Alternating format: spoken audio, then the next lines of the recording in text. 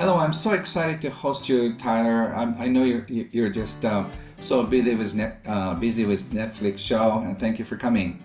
Oh, thank you, Ken. I'm so excited to be here and looking forward to doing some readings here in the future. Yes, thank you so much. And I've been watching your shows, and I'm helping your books being translated into Japanese, and I'm so happy to be your host today for the Japanese people. And I'm sure people who are watching this may have seen your show, but maybe can you introduce a little bit of yourself and what you do? Sure. Well, my name is Tyler Henry, and I'm a medium. I'm 28 years old, and when I was 10 years old, I had my first psychic experience. Now, a medium is really just a conduit for information, kind of Hmm. something that's in the middle between two things. And as I had my first premonition when I was 10 years old of my grandmother's death, that kind of unlocked a series of experiences that ultimately led me to believe that there was a more interconnected nature to reality. And there were moments when I was just in the right mindset where little pieces of the universe would kind of pop in and reflect that interconnected nature. Hmm. And your book will be in Japanese here and hereafter, and also being between two worlds. And can you just touch on a little bit of what you wrote in your books?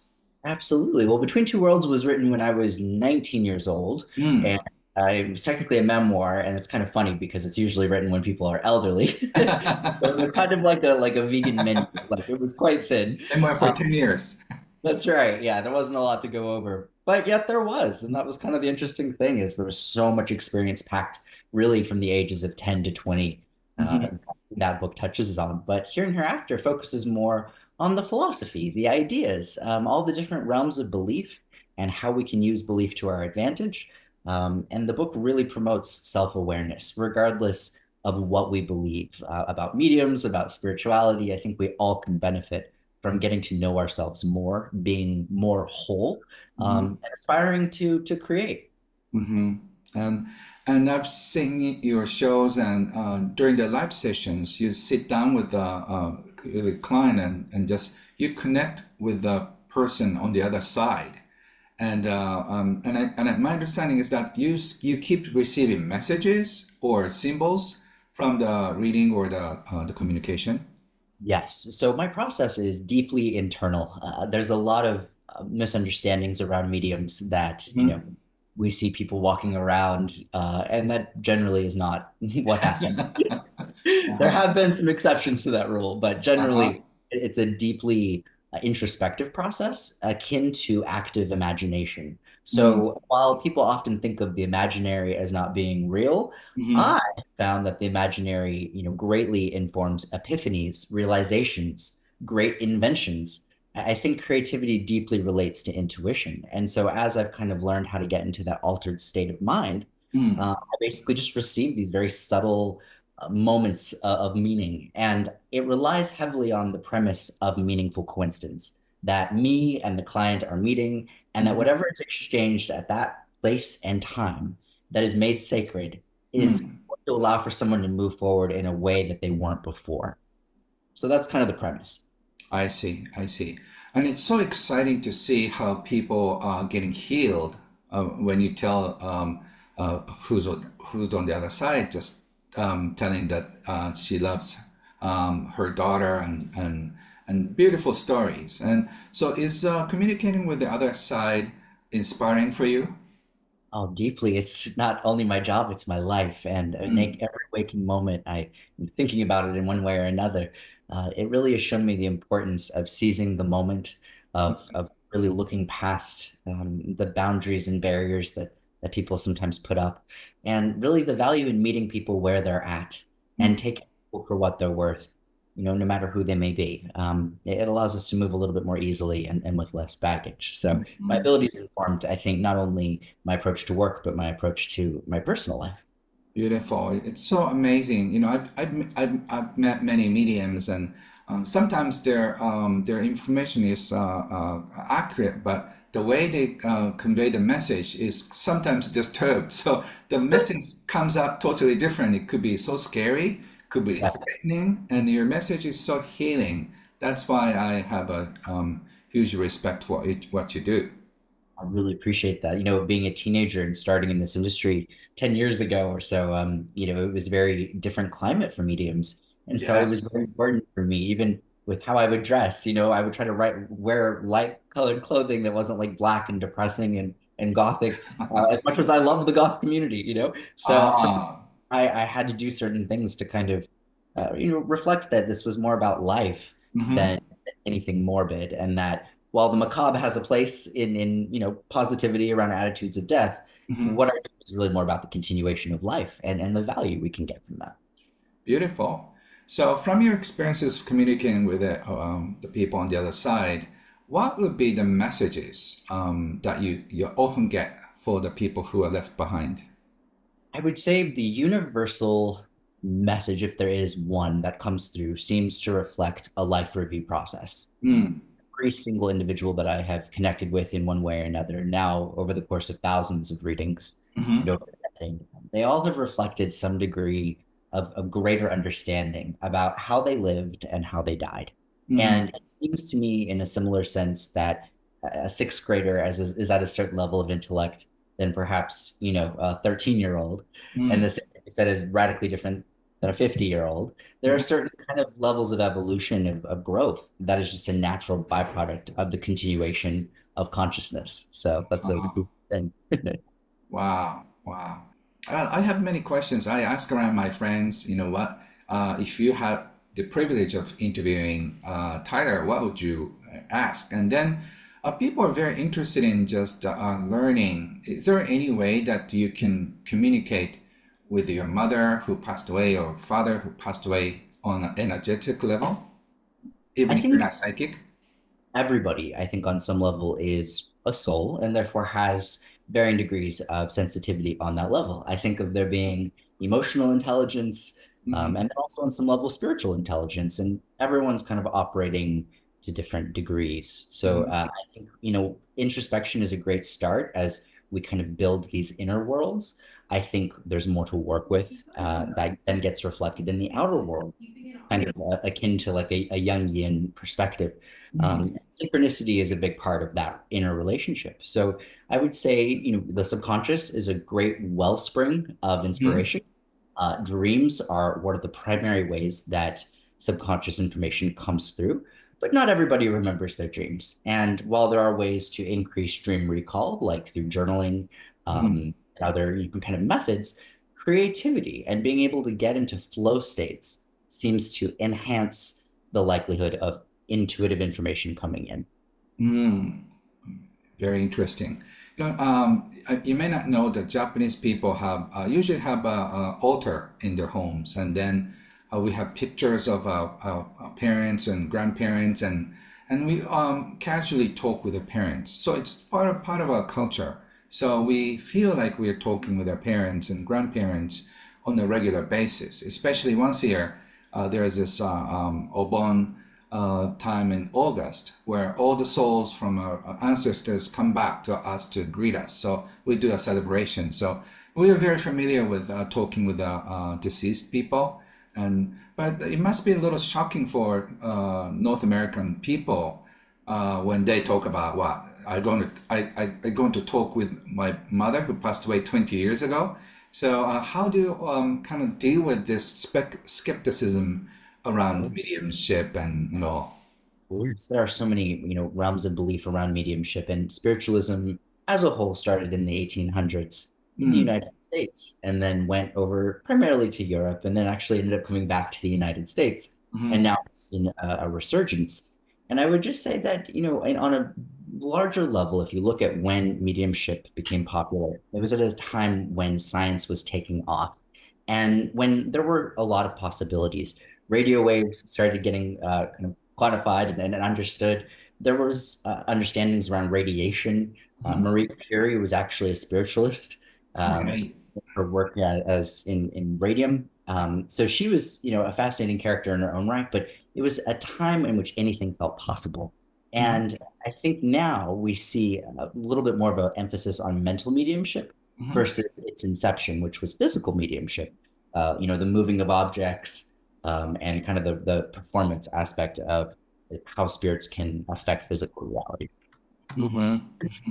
Yeah, so I'm so happy that North American people are now welcoming mediumships more almost like very naturally, and it seems like people seem to take it very naturally and casually about what you give them as reading. Yes, it definitely seems like there has been a cultural tide that's shifted. And I think in many respects, there's kind of an aspect of starting off as something that's amusing and kind of a caricature. And then our society becomes more familiar with these concepts and these people, and people start taking things a little bit more seriously. And so we've kind of seen that evolution since the 60s of, when you say psychic, most people can think of maybe a handful of, public figures that, are kind of just equated to this character, lose those the best word. So I think now we're in a time where people are more comfortable sharing their experiences and realizing that a lot of people have psychic moments. Great. Yeah. So, and I see live shows that you're doing on Netflix, and pretty much I look at your schedule. You're pretty busy. And how do you keep your energy up in a certain way in the midst of all these chaotic things? For me, I've really learned the value of viewing meditation not just as a practice, but as really a lifestyle. And for me, it's been really necessary for how overwhelming and intense the information can be, and very much having to kind of separate my own thoughts and feelings from the thoughts and feelings of other people. That navigation, is kind of an implicit challenge, but I think it's something we all, have some degree of proclivity to in varying capacities. Yes, because you need to have certain boundaries. You need to have your alone time to be away from all the energy, right? Absolutely. And that's probably the biggest thing. Ironically, while information comes from the subconscious, sleeping and going back into the subconscious helps me recharge in many respects. I also find that getting into a flow state, doing an activity where time seems to pass as if it doesn't exist, those are things that both help enhance readings and help me recharge when I'm not doing readings. Yes, yeah. I'm right now in my retreat center where there's nobody, lots of deer, but so I can enjoy my alone time reading and then I go back to just doing lectures and stuff. So Exactly. That balance and finding the ability to exist in that middle space is so integral. and also I'm curious about how you sort of go into the zone of being connected with on people on the other side. Is there any specific ways to kind of zone in? Is it almost like a meditation? It's very much a meditation. I believe that every reading is a ritual. And in the West, ritual takes on a lot of connotations. I think in other cultures, there's a lot of different, more understandable views of ritual and its value. But for me, when I sit with a person and I scribble, I find that facilitates kind of this altered state of mind that I'm not normally in when I'm not scribbling. And if anything, I think it kind of follows a binary. So culturally across the world, we have Catholics who do rosary beads repetitiously as a means to kind of get into an altered state. Some cultures use drums, the beating of the drum Right. to kind of create this lull or this kind of hypnotic state, again, between two things. And so my scribbling acts as quite literally as I go left to right, left to right, left to right. I believe in that kind of middle movement. There's something that changes and allows information to come up that ordinarily just kind of is under the surface. Interesting, because in the show you're scribbling something, but it doesn't seem to make any sense. It's just Oh, lines and stuff, right? yes, I would have been a good doctor in a past life because my handwriting is terrible. It's really just the scribbles themselves. It's about I would say it's more about the process than the result. Scribbles at the end of a reading are just the byproduct of what I'm doing. They are not implicitly the messages. Okay, so and the next question I want to, there are a couple more before we end. So, do you receive some information specifically for you about what you're going to do? Like, am I going to sign? Do I need to sign the contract with Netflix or whatnot? Right. Well, for me, I've found that it's been primarily health oriented when I have had times of kind of interjection when things would have came in strongly. There was an instance when I was 18, I developed hydrocephalus, which is water on the brain, and due to a brain cyst that was near my brainstem and still exists, and they were not able to remove it. It just got aspirated. But I had a knowingness of this medical emergency that I was experiencing. And then within 3 weeks, this all kicked off. I went into emergency surgery, had a year of recovery. And so there have been times when it's really mattered that it's came. But I find that generally with ourselves, we are often so biased. We have our own hopes and fears and dreams. We have a horse in the race, so to speak. And it can make it very difficult to separate what we hope or fear versus intuition. Wow, wow. And it seems like you're achieving a lot of dreams in your life. Is there anything that you want to do in the future, personally and also professionally? I really have always wanted to create some form of a means of giving back academically and encouraging literacy. Reading in a literal sense has been the greatest joy of my life. But I think that there could really be something to be said for a scholarship oriented around children who have experienced the loss of a parent at that integral, time frame as they're preparing to graduate and start their lives. So I think being able to have kind of a scholarship of sorts where we, take people in and hear their stories and then give them these grants for good, grades despite going through overwhelming personal strife. There's just something so powerful about that, and it's underrepresented. And we got to talk about, grief and the very real effect and the resilience that people show as a result of it. Beautiful. Thank you. And we are planning to do some event in the future, which is in December. Can I talk about that for Japanese people? Yes, You're so busy, but thank you for taking your time for Japanese people. Of course. Thank you for taking the time for me. I'm so excited. I'm looking forward to doing it. I have my tree ready, and it's going to be a lot of fun. We'll see Great, what comes through. great. And you're generous enough to give Japanese clients 1 or 2 sessions live, right? Yes, we're going to make it happen. We'll see what comes in, and we'll get into a bit of a flow. Going to be so special, and we never know that who's going to be picked, right? That's right. We're going to see what happens, and whoever comes through comes through. All right. So, is there any word for Japanese people? Yes, I just want to thank every single one of you who have been open to the ideas of continuation of life and love. And I hope that you get something out of these conversations. I hope, regardless of belief, it helps make you think and maybe think in a different way, which I think we all can benefit from. We all are stronger together. Thank you so much, and see you in a month. Thank you. I'll see you soon. All right. Bye. Bye. ご視聴いただいてありがとうございました。ただいま、ハッピーマネー会員というのを募集しております。ハッピーマネー会員という意味なんですけども、YouTube の中ではなかなか話しにくいこと、そしてもう少しディープなこと、最近ではスピリチュアルなことについてお話しています。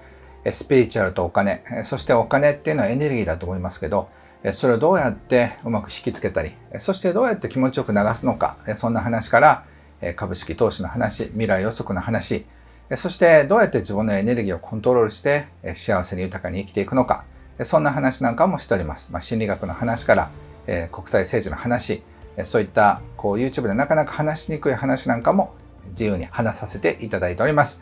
興味がある方、もう少し学んでみたい、もう少し深く知りたい、そういう方はこの概要欄にて見てください。